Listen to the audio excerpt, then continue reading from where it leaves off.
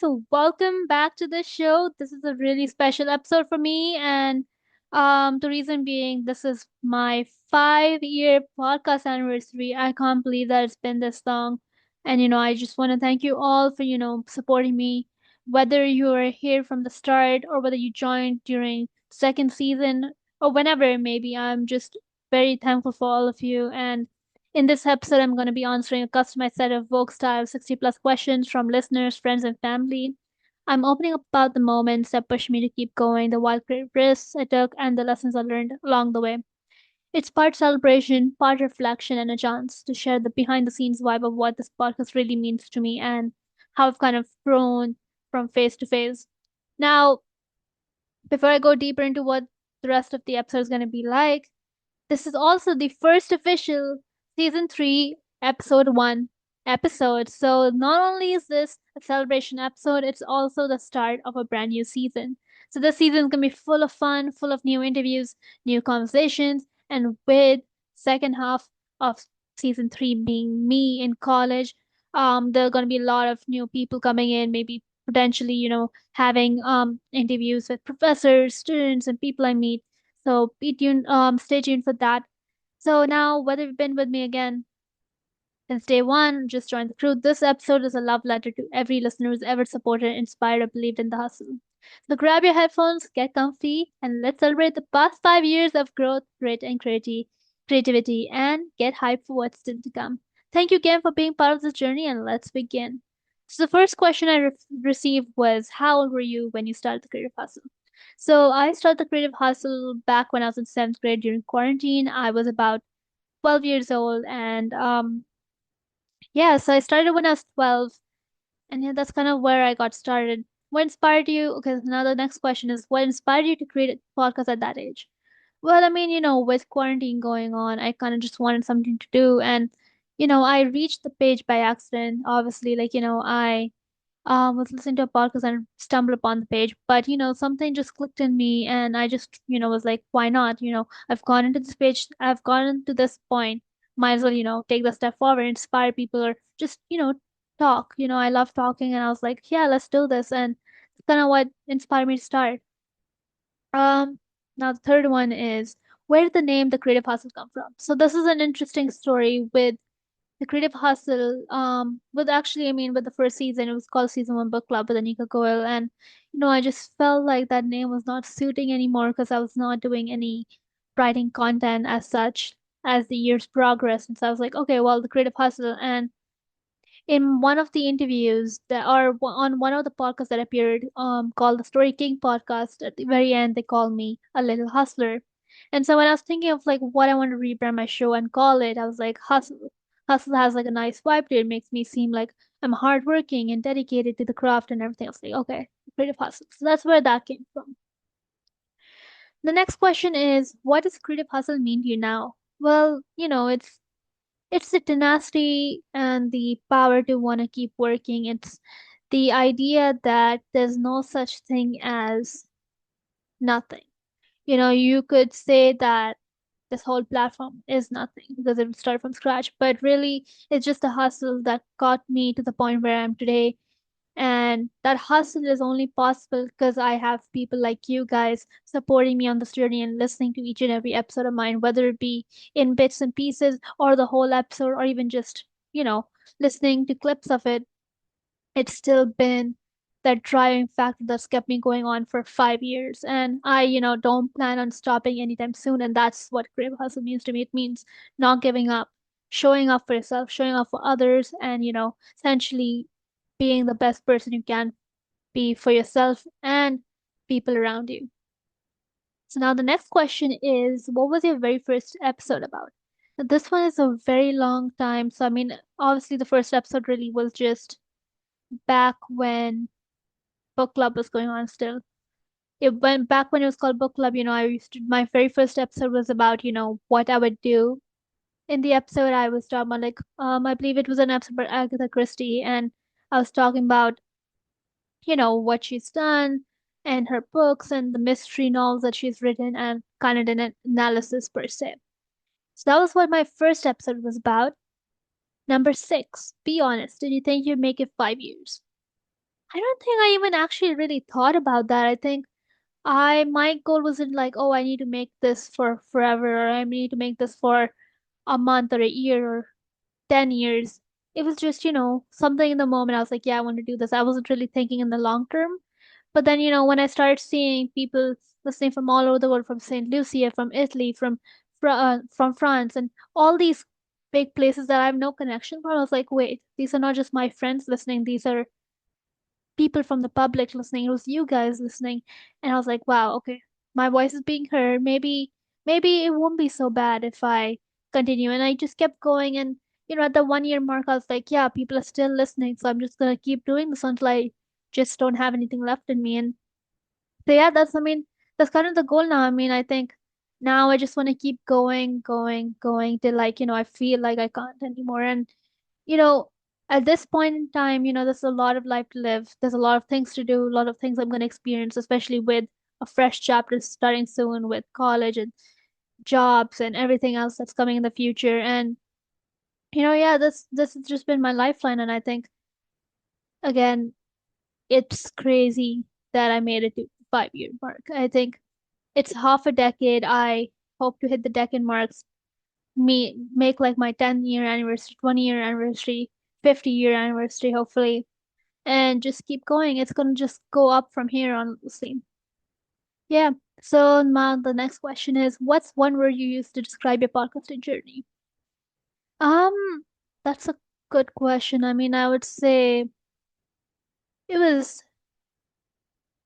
interesting, I think, because I don't know how I would describe this, but I mean, I would say interesting for sure, because not a lot of people at 12 were, doing something like podcasting, not that I knew of, like none of my friends were doing it. And it was interesting to me because I didn't know how to exactly podcast. I kind of just learned as I went, and I watched videos and I listened to other people's podcasts to learn from them and just learn that way. I didn't have like a mentor per such or anything. I just kind of learned as I went, and that kind of basically, was the interesting aspect of the podcasting journey. Okay, number 8, morning or night recording sessions. I mean, I would just say I don't really care. I mean, it's really just when inspiration hits. If it's a reasonable time, I will record. If not, then I just write my idea or do a voice note for myself and then, make the episode when I can. Okay, number 9, scripted or spontaneous. What's your vibe? I would say spontaneous. I think scripted is just kind of makes it very bland almost. It makes it very artificial because that's just the main thing of like podcasting or anything media related or storytelling. You have to be authentic to yourself. If it's manufactured or someone else is writing it for you, it's just not feasible to the unique self that you're trying to represent. So I would say spontaneous for sure. Okay, next question. Favorite part of podcasting? This one honestly is tough because I love the talking parts. I love meeting new people. I love the interviews. I love the connections I'm making through the podcast, whether it be TV producers or Broadway stars or Forbes 30 honorees. I think that's just the honestly my favorite part is connecting with new people and learning the stories. All right, next question. Least favorite part. Ooh, this is gonna be messy. I think my least favorite part is getting ghosted or getting rejected, but again, it doesn't bother me anymore to some extent because I've been doing this for 5 years. I feel like I've kind of gotten used to the idea of not everyone's going to respond to you, not everyone's going to, reciprocate whatever you're trying to get through to them, and it's completely okay. Gotta just, pace yourself and keep trying without, making it seem like you are being a bother. So yeah, that's definitely one of the things for that. All right, now moving on. These are some of the deeper questions I got from some of you guys. So here I go. The first one is, what's the biggest lesson you've learned through podcast? I mean, I think this kind of ties back into the part where I was talking about what creative hustle means to me.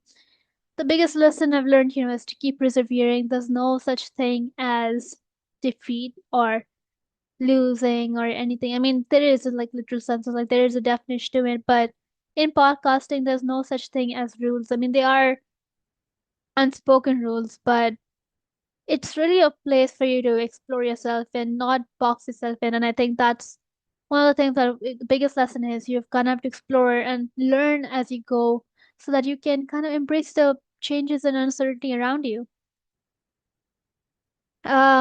Moving on, what's an episode that you changed you the most?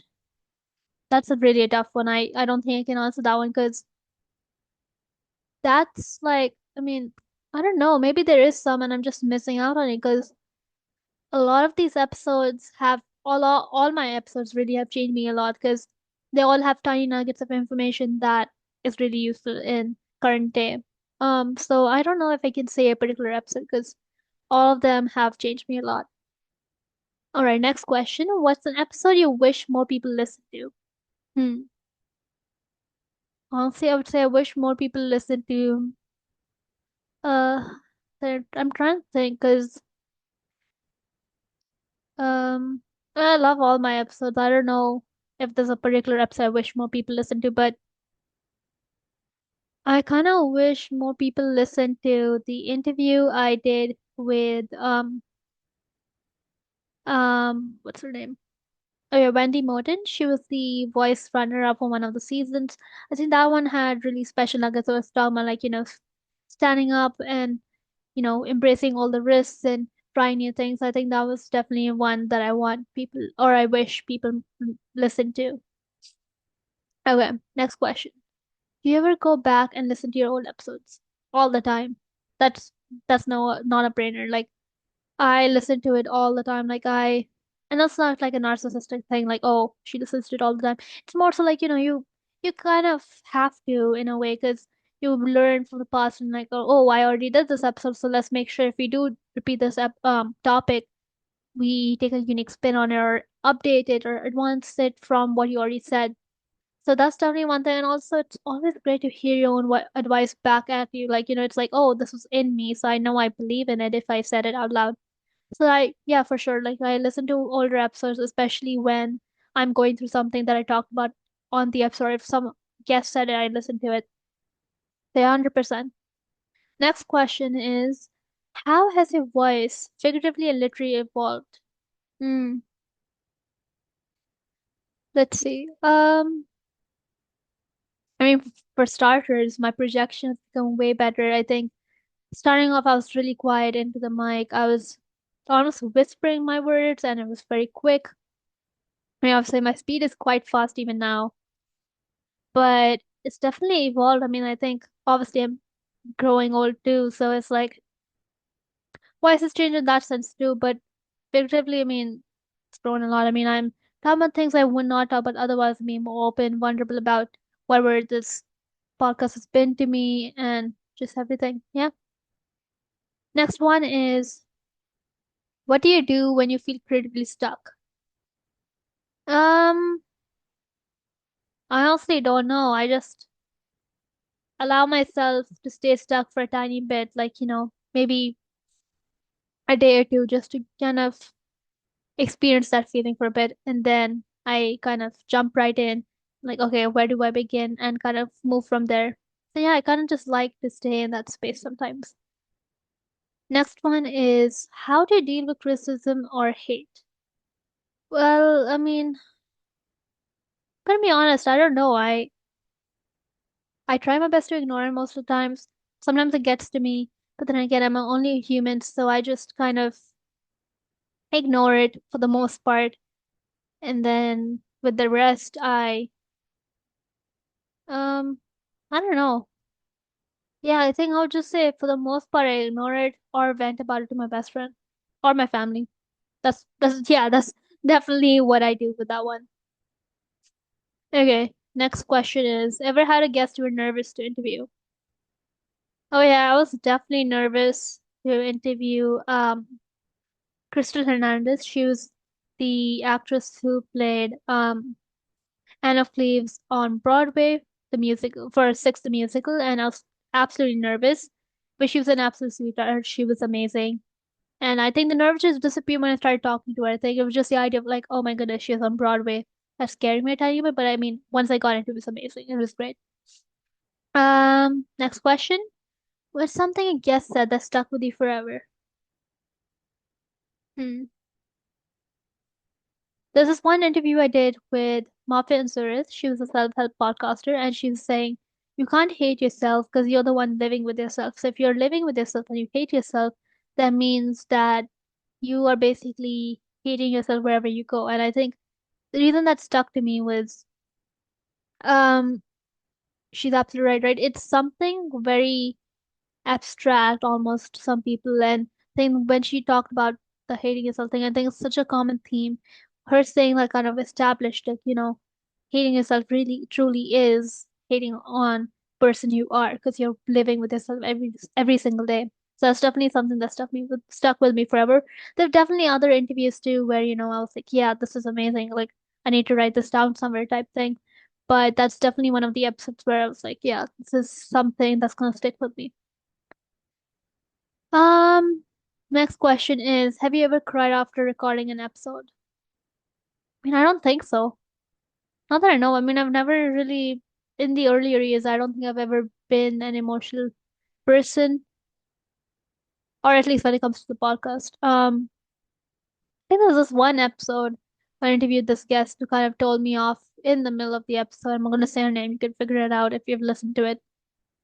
Um, I don't think I cried, but I think I was mildly annoyed and upset by the way they talked to me in the episode. But again, it was my bad because I didn't research her back. It was like all the way back in season one. So it was like an amateur move. That's one of the ones where I, kind of had an upsetting moment. But no, I don't think I've ever cried. Okay, next question is, what's been your most embarrassing moment? Again, I don't know. I think for this one, I might be blocking us off this because there's for sure some embarrassing things that's probably happened. I don't remember off the top of my head. But I don't think there should be something. I would say the embarrassing moment probably would be being told off on the podcast. I would say, yeah, that's. I guess you could say embarrassing because I felt like a student being told off for chewing gum or something in the classroom. It was bad. But yeah, that's I guess one of the embarrassing moments. Okay, now moving into the creative life portion of the question that I received. What's your biggest creative pet peeve? Oof. I don't know. I mean, I would say people who are all talk and no action. Like, they're saying they're gonna do all these amazing things and are gonna be like, oh yeah, I'll 100% do this one thing, and then when the time comes, they don't do it. I think that's definitely a creative pet peeve for me. I mean, I do think I've done that in the past too, but I've kind of improved from that. And I think oftentimes pet peeves are often something that you yourself do at times because you don't like it when you do it. So you don't like it when other people do it because it kind of annoys you. So that's one of my biggest ones. Biggest creative pet peeves. Yeah. Next question. You get one day to make anything, no limits. What are you making? I would say make more art, make more episodes, make more music. I think yeah, that's a no-brainer. I think I would for sure do that. Okay, what's the most underrated part of being a creator? I would say the hustle. I think no one really wants to work hard these days. It's very like pre-baked stuff. Like you put a prompt in AI and it just brings out something, even if it's not as good as it would be if, say, you were authentic about it and did it. That's one of like the thing, like it's being very like it's just happening really quickly. And I'm not saying like, oh, everyone out there is like literally not working hard. There's some people, majority of the people are working really, really hard. They're working nonstop to like, provide for their families or provide for themselves. And it's a crazy world out there. But at the same time, this whole other population who's kind of like I guess what I would say that newer generations are coming in, they are still occupied with those life skills that other people have, but at the same time they do not, I guess they work hard for sure. Like there's people I know who work really, really, really, really, really hard. But that I guess the driving rate is way. lower compared to people from previous generations or people who were, born prior to, the surge of the internet and um YouTube and Instagram and all these things. And then of course there's some people who have been born during that period but are still like, more focused on doing stuff themselves and only using extra help like from AI or whatever for tasks that, are more like organizing things or making files and doing those kind of things, like more, I guess, office related type stuff. So yeah. All right. So, underrated. We talk about underrated right now. The next question's asking, the overrated part. I don't think anything is overrated about being a creator. I think, yeah, there's nothing overrated about being a creator. I think it's just the concept. I would say, okay, if there's one thing actually I would say is overrated is constant thinking of if you want to be a creative to be having 1 million followers or more. That's not true. I don't have 1 million followers and on Instagram or whatever. And I'm still a creator. Like I think in order to be a creator, you just need to create. I think that's the biggest thing. There's no rules as to how to be a creator. You just be a creator by creating. And it's the same way as you're a writer if you write, you're a singer if you sing, you are a dancer if you dance. Like it's as simple as that. You don't have to have this set criterion or metric system or whatever to do what you want to do. So yeah. Okay, now on to the fun stuff. There's some fun questions on here. I know this episode is probably quite long, so, you know, stick with me. Okay, so this question is current favorite artist. While I'm recording this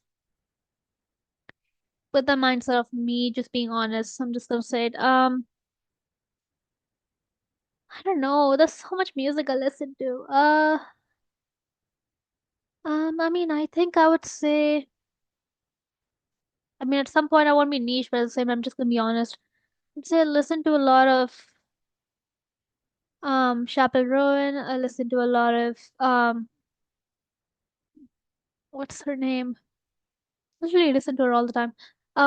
Lisa Curtis, Leve, Spencer Sutherland, Cat's Eye, Blackpink, um, Lorelai Marcel, Sophia Fracassi. I know obviously some of you guys might recognize these names because I've interviewed them before. Some of them, not Cat's Eye and all the other famous ones, but not, I mean, the other ones are famous too, but you get, whatever, you get the idea.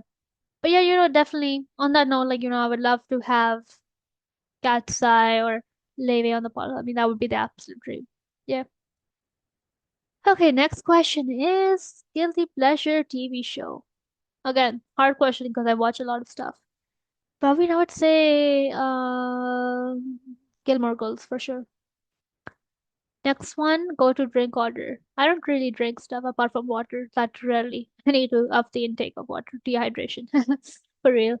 Yeah, I don't have a go to drink order. But if I had to have one, I would say probably strawberry lemonade. Next question, you're walking onto stage, what's the entrance song? I mean, I'm a podcaster, I don't know what will I be walking onto stage, but I get the idea. I mean, I guess podcasting tours or singing tours or whatever. My entrance song would be uh mm, I don't know if this would be quirky, but what if it was Castle in Hollywood by Leve? That actually would be an interesting entrance song. Or Sabotage. Actually, no, I changed my own. So Sabotage by Leve, for sure. The crash out scene, the crash out drums would be, that portion would be perfect for the build up of me entering. I think that would be solid. I would love that. All right, next question. Coffee shop, bookstore, or bedroom to record in? I would 100% go for the bedroom. Actually, yeah, I would 100% go to the bedroom if I'm at home, like here. But once I'm in college, I mean, wherever I think the vibes are right, wherever I think the music sound system and everything is okay. Yeah, it really depends. All right. Next question. How many drafts do you go through before publishing an episode? This one depends. Because this particular episode I had to re-record like 12 times. It was exhausting because in one episode, one portion I screamed, I sneezed. One of them I started coughing really loudly because I my saliva got stuck in my throat. And then in one of them I fumbled a word or whatever because I was saying something and I forgot what I was gonna say. So yeah, that this episode's 12. My highest has been I don't even know, I don't even count these days because I re-record a bunch of times. So yeah. Sorry guys if you can hear my sniffles, like it's super cold in here. Okay. Moving on. Favorite emoji, describe your podcast. I mean, would it be crazy if I said the fire emoji? I feel like the fire emoji makes sense. The fire emoji and the blue heart. The two, but whatever. Right? Yeah. What's your podcast aesthetic in 3 words? Um, I would say technically not 3 words, but maybe cottagecore. Cottagecore with a bit of coastal granddaughter, grandmother, whatever they call it. I think for sure it's kind of that aesthetic. I don't really, I've done a couple episodes on aesthetic, but I've never really understood the concept of like how you kind of go about a podcast aesthetic in particular. So that's just, I guess, my answer for now. All right, moving on to the bigger questions. How do you prep for an interview? I mean, I would say it's pretty self-explanatory, but just doing pre-research, figuring out what this person does, what they are, beyond just what a Google search can do. Go deeper into it, check their Instagrams. Basically, I didn't want to say this, but I would guess be a stalker in some ways. Not exactly like a stalker, like where like you're creeping up on people, but just kind of going to the social, especially if it's like, public, not like private, obviously. That's weird. But go on the public, see you, maybe hear the previous interviews and get an idea of what they like, what they don't like, and maybe talk about that because it really opens up for deeper conversations that you can go into. So yeah, that's how I prep for interviews. Next question, what's the biggest podcasting gig?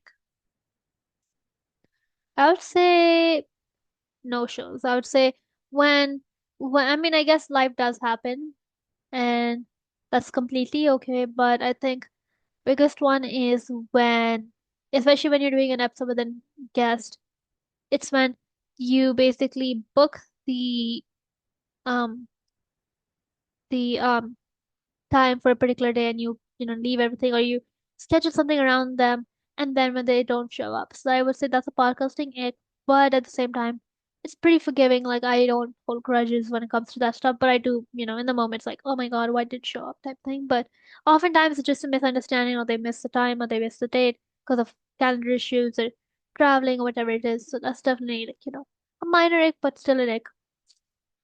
Okay.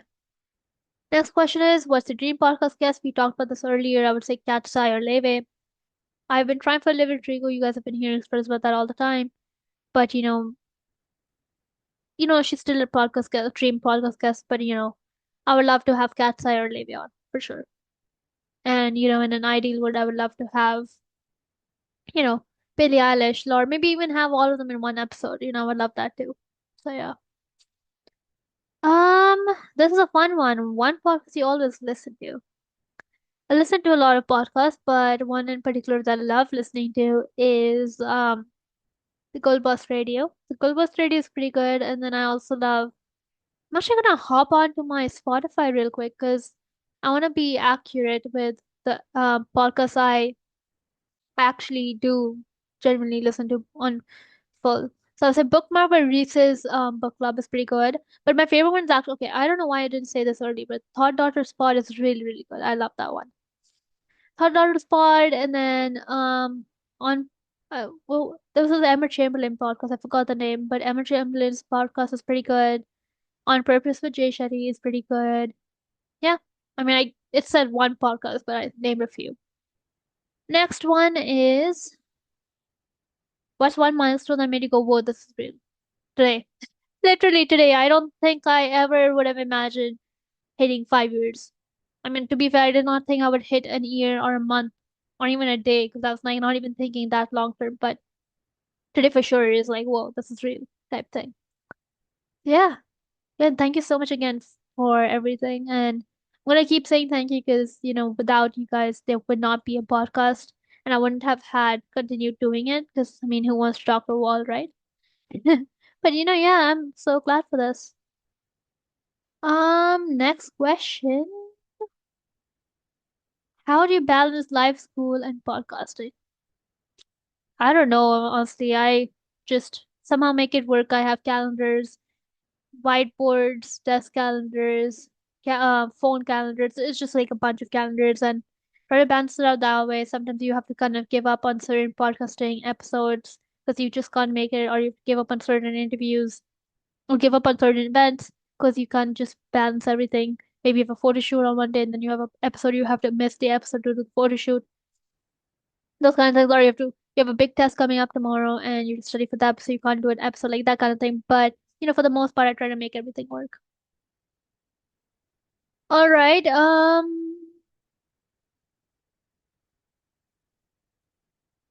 Last and final question. Actually, that's not the last. There are a couple more, but this question is actually quite interesting. What's next for the creative hustle? Well, I mean, obviously, this is the pilot of season three, so that's definitely something. It's also the 5-year anniversary, as already established.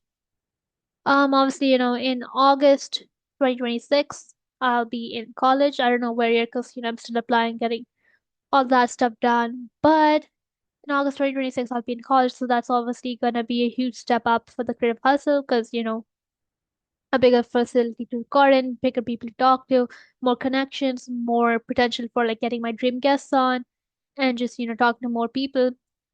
So that's definitely what's next. And then obviously even now in present day, having more episodes with special guests and doing solo episodes, definitely more highlight on solo episodes for sure this year, this time around, and having more guests. I mean, like kind of just going with guests as they come and kind of reaching out to more people and just trying out new things and seeing what sticks and never giving up. Next question is, will you still be podcasting in 5 more years? For sure, 100%. I think I would just, I think I already mentioned this, but there's no expiration date. I think I'm just gonna keep going until I can't anymore. I'm just gonna keep creating until I can't do it anymore. Like it's like, yeah, I'm fully done. I've worn out. I have nothing left to say. Or I mean, I do stuff left to say, but I don't want to do it on a podcast anymore. I'm done. Then it's like, I'll move on type thing. But at the moment, I have no plans on stopping. I'm just gonna keep pushing through and keep creating episodes for you guys and myself. And yeah. Now, last and final question. How does it feel to have made it to 5 years? Honestly, I feel great. I think it's quite surreal to me again how I've hit the 5-year mark.